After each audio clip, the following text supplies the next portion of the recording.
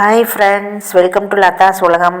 வாங்க, இன்றைக்கி நம்ம மாடி தோட்டத்தில் கொஞ்சம் நிறைய காய்கறி கீரையெல்லாம் அறுவடை பண்ண போகிறோம். என்னென்ன அறுவடை பண்ண போகிறோம் அப்படின்னு பார்க்கலாம்.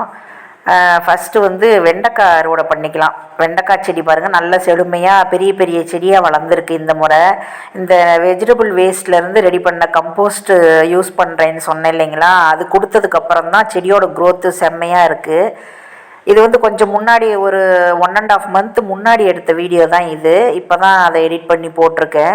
இப்போ கொஞ்சம் காய்கறி செடியெல்லாம் கட் பண்ணி விட்டுருக்கேன். புதுசாக தளைஞ்சு வரும், நிறைய காய் வைக்கும். அதனால் வெண்டைக்காய் செடி, கத்திரிக்காய் செடியெலாம் கொஞ்சம் கட் பண்ணி விட்டுருக்கேன். இது கொஞ்சம் முன்னாடி எடுத்த வீடியோனால் அந்த செடி அப்படியே முழு செடியாக இப்போ காமிச்சிருக்கேன். கத்திரிக்காய் செடியும் பாருங்கள், நல்ல க்ரோத் இருக்கும். வெண்டைக்காய் செடி இந்த முறை அந்த வெஜிடபிள் கம்போஸ்ட் கொடுத்ததுனால காய்கறியோட சைஸ் நல்ல பெருசு பெருசாக இருக்குங்க. நிறைய காய் நல்ல பெரிய சைஸில் காய்ச்சிருக்கு. எனக்கு வெண்டைக்காயில் கத்திரிக்காயில் அந்த வித்தியாசம் நல்லா தெரிஞ்சுது. அடுத்து கொஞ்சம் செடி காராமணி இருந்து பறிச்சிருக்கேன். அப்புறம் அவரைக்காய் இருக்குது, அதையும் பறிச்சிட்ருக்கேன். வைலட் கலர் கத்திரிக்காயும் ஒன்று பறித்து வச்சுருக்கேன். வெண்டைக்காய் செடி பார்த்திங்கன்னா ஒரு 4 அடி உயரம் இருந்தது. இந்த முறை 20 லிட்டர் கேனில் தான் அந்த காய்கறி எல்லாமே வச்சுருக்கேன். பெரும்பாலும் க்ரோ பேக் ஒரு 11 க்ரோ பேக் தான் இருக்குது. மற்றது எல்லாமே இந்த 20 லிட்டர் கேனில் தான் வச்சுருக்கேன்.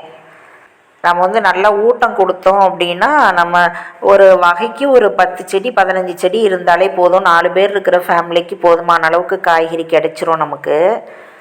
வெண்டைக்காய், கத்திரிக்காய், செடி காராமணி, அப்புறம் செடி அவரை, குடமிளகாய், எல்லா வகையான காய்கறியுமே இந்த 20 லிட்டர் கேன்லேயே நம்ம வளர்த்துர்லாங்க. கொடிக்காயாக இருந்ததுன்னா, இன்னும் கொஞ்சம் பெருசாக இருந்ததுன்னா, பக்கெட்டு இன்னும் கொஞ்சம் பெருசாக இருந்ததுன்னா இன்னும் கொஞ்சம் நல்லாயிருக்கும். இல்லை முடியலை அப்படின்னா இதுலேயும் வளர்த்துக்கலாம். நம்ம கொடுக்குற ஊட்டத்தை பொறுத்து தான் காய்கறியோட விளைச்சல் இருக்குது. வெண்டைக்காய் செடியும் ஒரு 3 மாதம் காய்ச்சிருச்சுன்னா, அந்த காய்ப்பு முடிஞ்சதுக்கப்புறமா அந்த கிளையெல்லாம் வெட்டி விட்டுட்டோன்னா திரும்ப தளைஞ்சு வந்துடும். இது இந்த டிசம்பர் மந்த்து தான் இதை பண்ணணும். நாம் இந்த ப்ரூனிங் பண்ணுறதுன்னு சொல்லுவோம்ல, கிளையெல்லாம் வெட்டி விட்டோம் அப்படின்னா நல்லா தளைஞ்சு வரும். நிறைய பக்க கிளைகளோடு வரும் பொழுது ஒவ்வொரு கிளைக்கும் புதுசு புதுசாக நிறைய பூ வச்சு காய் வைக்கும். கத்திரி செடி, வெண்டை செடி, அவரை செடி, குடமிளகாய், எல்லா வகையான செடியுமே கட் பண்ணி விடலாங்க. எல்லாமே நல்லா தளைஞ்சு வந்துடுது அந்த வின்டர் சீசனில் கட் பண்ணி விடும்போது. இதுவே பீன்ஸ் செடியெல்லாம் நம்ம கட் பண்ணி விட்டோன்னா கொஞ்சம் தடுமாறும். இந்த செடியெல்லாம் கட் பண்ணி விட்டு வளர்க்கலாம். அதே மாதிரி மிளகாய் செடியும் கட் பண்ணி விட்டு வளர்க்கலாம். இப்போ பாருங்கள், நம்ம பச்சை மிளகாய் செடியில் நிறைய மிளகாய் இருந்துச்சு. அதையெல்லாம் இப்போ பறிச்சிருக்கேன். கொஞ்சம் பழுத்ததும் இருக்குது, பச்சை மிளகாயும் கொஞ்சம் தேவைன்னு சொல்லிவிட்டு அதை பறிச்சிருக்கேன். அப்புறம் வைலட் கலர் கத்திரிக்காயும் பறிச்சிட்ருக்கேன்.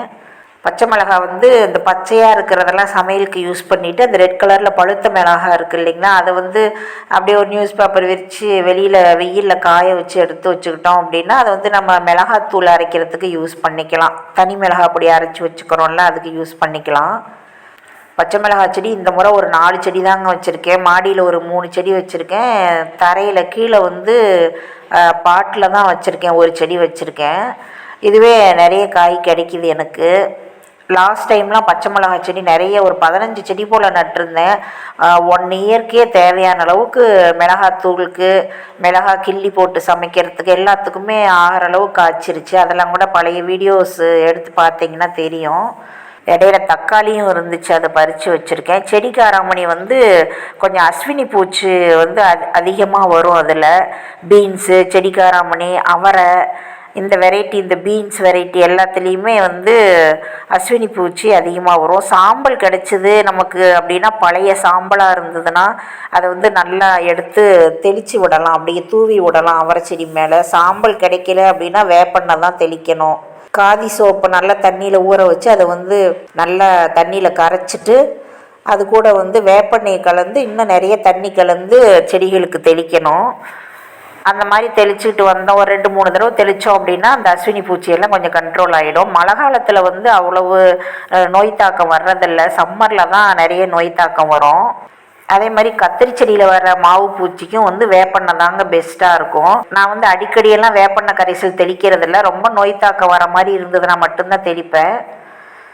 சில சமயம் நோய் தாக்கம் வந்துருச்சு அப்படின்னா அந்த கிளையை கட் பண்ணி விட்ருவேன். அது திரும்ப தளைஞ்சு வரும்.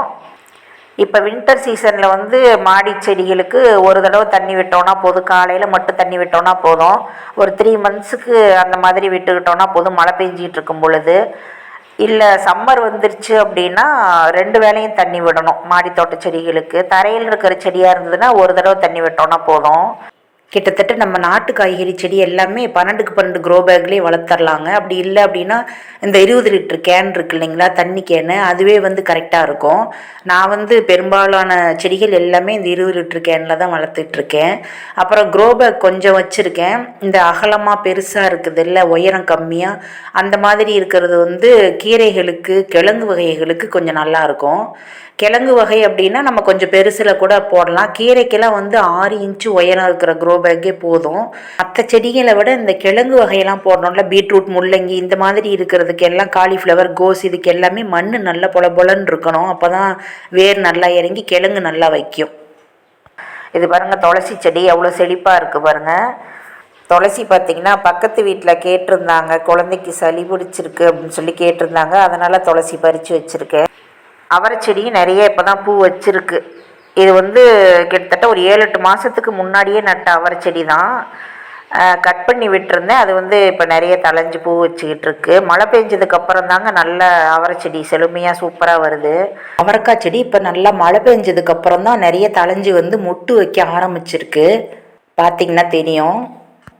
பீட்ரூட்டும் கொஞ்சம் இருக்குது, அதையும் பறிச்சிட்ருக்கேன். பீட்ரூட் கிழங்கு கொஞ்சம் பெருசாகவே இருக்குது. விதைகளில் சின்ன சின்ன சைஸில் இருக்குது பார்த்திங்களா விதை, கீரை விதை, எல்லா வகையான கீரை விதை. அப்புறம் இந்த கோஸ், காலிஃப்ளவர், முள்ளங்கி இந்த மாதிரி சின்ன சின்ன விதைகள் எல்லாமே வந்து நம்ம நாற்று விட்டு எடுத்து வச்சோன்னா நல்லா வளரும். கத்திரிக்காய், தக்காளி, மிளகா, குடமிளகா இதுவுமே நம்ம நாற்று விட்டு எடுத்து வைக்கலாம், எல்லாமே சூப்பராக வளரும். வெண்டை, பீன்ஸு, காராமணி இந்த மாதிரி விதைகள்லாம் நம்ம அப்படியே விதைகளாகவே ஒரு பாட்டுக்கு ஒரு விதை இல்லைனா 2 விதை நடவு பண்ணலாம். கொத்தரங்காய் கூட அதே மாதிரி தான். இதெல்லாம் வந்து சிகப்பு முள்ளங்கி. இது வந்து நாற்று மாதிரி விட்டு தான் முளைக்காதுன்னு நினச்சி போட்டிருந்தேன். அப்புறம் எல்லாமே முளைச்சிக்கிச்சு. அதை வந்து நாற்று மாதிரி விட்டு தான் எடுத்து நடவு பண்ணேன். கொஞ்சம் சின்ன கிழங்காக தான் இருக்குது, பறிச்சிட்டேன் ஒரு 4-5 கிழங்கு. வெள்ளை முள்ளங்கியை விட சிகப்பு முள்ளங்கி ரொம்ப நல்லதுன்னு சொல்கிறாங்க. அதனால் இந்த முறை சிகப்பு முள்ளங்கி ட்ரை பண்ணியிருக்கேன், நல்லா தான் வந்துகிட்ருக்கு.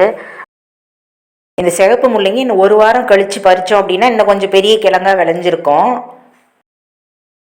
அடுத்து கொஞ்சம் குடமிளகா இருக்குது, பறிச்சுக்கலாம். குடமிளகாயும் வந்து விதை போட்டு எடுத்து நடவு பண்ணது தான். ஒரு 5 செடி வச்சுருக்கேன். இந்த வெஜிடபிள் கம்போஸ்ட் கொடுத்ததுனால இந்த குடமிளகாயும் வந்து சைஸ் நல்லா பெருசாக காய்க்குது. நம்ம ஆட்டு எரு, மாட்டு எரு கொடுக்கறத விட இது வந்து பெஸ்ட்டாக இருக்குது. குடமிளகா வந்து ஒரு 10 காய் போல் பறிக்க போகிறேன். மீடியம் சைஸ்லேயும் இருக்குது, கொஞ்சம் பெரிய சைஸ்லேயும் இருக்குது.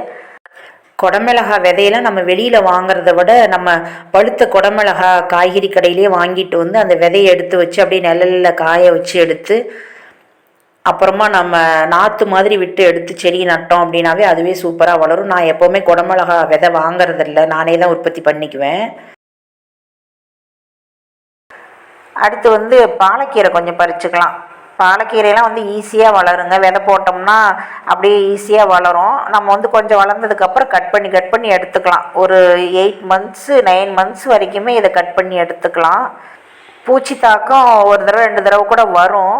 அப்போ வந்து நம்ம இந்த இஞ்சி, பூண்டு, பச்சை மிளகா இருக்குல்ல, அதை வந்து நல்லா மிக்சியில் அரைச்சிட்டு கொஞ்சம் தண்ணி கலந்து டைலூட் பண்ணி இதுக்கு தெளிச்சுக்கலாம். எந்த வகையான கீரைக்கு பூச்சி வந்தாலும் நம்ம வந்து இஞ்சி, பூண்டு, பச்சை மிளகாய் கரைசல் தெளித்தோம் அப்படின்னா அது வந்து க்யூர் ஆகிடும். ஃபஸ்ட்டு இந்த பெரிய பெரிய லீஃபாக கட் பண்ணி அப்படியே விரல்லையே கையிலேயே ஒடிச்சு எடுத்துக்கிட்டோன்னா அந்த சின்னதாக இருக்கிறதெல்லாம் திரும்ப தளைஞ்சு வரும். எடுக்க வந்துகிட்டே இருக்கும். நல்ல க்ரீனிஷாக இருக்கும் இந்த கீரை. இது கூட முட்டை சேர்த்து சமைச்சு சாப்பிட்டோம்னா உடம்புக்கு அவ்வளோ நல்லதுங்க. நிறைய அயன், கால்சியம் சத்தெல்லாம் இருக்குது. ஒரு 10 வகையான கீரை நம்ம மாடி தோட்டத்தில் வளர்த்துக்கிட்டோம்னா நம்ம வெளியில் கீரையே வாங்க தேவையில்லை. மருந்து அடிக்காமல் எந்த செயற்கை உரமும் போடாமல் நாமளே ஆரோக்கியமான கீரையை ஆர்கானிக்காக உற்பத்தி பண்ணிக்கலாம். ரொம்ப சுவையாகவும் இருக்கும். இதுலேயே வந்து நறுக்கி விட்டால் தலையும் பாருங்கள். அந்த மாதிரி கீரையை நம்ம சூஸ் பண்ணிக்கிட்டோன்னா நமக்கு விதை வாங்குற செலவும் மீதி. இப்போ பாலக்கீரை தேவையான அளவு பறித்து வச்சுட்டேன். அடுத்து கொஞ்சம் புளிச்சக்கீரை பறிச்சுக்கலாம். புளிச்சக்கீரை வந்து கொஞ்சம் பறிச்சிருக்கேன், கொஞ்சம் விட்டுருக்கேன். அது இன்னொரு நாள் சமைக்கிறதுக்கு பறிச்சுக்கலாம் அப்படின்ட்டு. பக்கத்துலேயே வந்து சிகப்பு பொன்னாங்கண்ணி கீரை வச்சுருக்கேன். இதெல்லாம் ரொம்ப ஈஸியாக வருங்க. எல்லாருமே அப்படியே கிள்ளி வச்சோன்னா போதும், ஒரு 5 நாளையில் நல்லா துளுத்து தளைஞ்சு வந்துக்கும். அவ்வளோதான் ஃப்ரெண்ட்ஸ். இப்போ நம்ம மாடியில் இருந்த காய்கறி எல்லாம் பறித்து வச்சாச்சு. என்னென்ன பறிச்சிருக்கோம் அப்படின்னு பார்க்கலாம். சிகப்பு முள்ளங்கி, பீட்ரூட்டு, குடமிளகா, பாலக்கீரை, புளிச்சக்கீரை, அப்புறம் சிகப்பு பொன்னாங்கண்ணி கீரை, தக்காளி, கத்திரிக்காய், வெண்டைக்காய், அவரைக்காய், காராமணி, பச்சை மிளகா. அவ்வளோதான் ஃப்ரெண்ட்ஸ். இந்த வீடியோ பிடிச்சிருந்ததுன்னா வீடியோக்கு ஒரு லைக் கொடுத்துருங்க. அப்படியே நம்ம லதா சொல்லுகம் சேனலை சப்ஸ்கிரைப் பண்ணி பக்கத்தில் இருக்கிற பெல் பட்டனை கிளிக் கொடுத்து அதில் ஆல் ஆப்ஷனை கிளிக் கொடுத்து வச்சுக்கோங்க ஃப்ரெண்ட்ஸ். தேங்க்யூ.